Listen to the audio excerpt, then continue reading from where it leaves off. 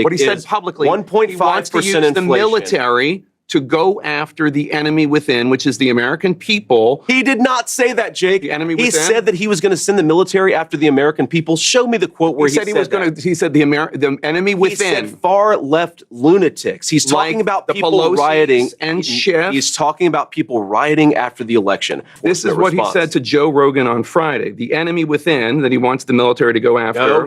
This is the enemy within a bigger problem than Kim Jong-un. The second part.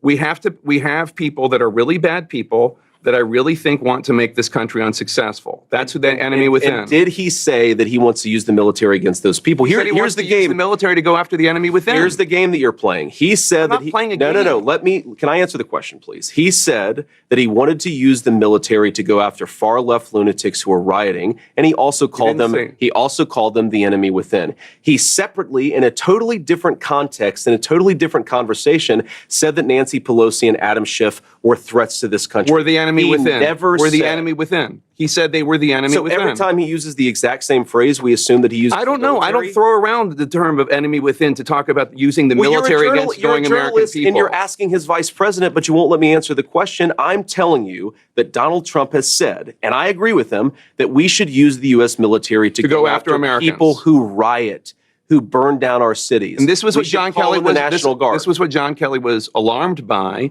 the idea of using the U.S. military to go after Americans. That's what he said. Donald Trump never said Americans writ large. You keep on putting words in his mouth and are they or are they not Americans? Far left people who commit acts of violence, who riot. And now you're doing a very narrow definition of what he said, which is not what he said. Jake, I think what we just watched is, what it looks like when someone has got to go through just unbelievable contortions to try to find a way to defend the person that J.D. Vance himself called America's Hitler. General Kelly, I know him. I've had a good relationship with him, but he's undermining a concept that's been good for America, I think. Our generals have sort of been apolitical. He's entitled to his opinion. I just categorically reject it.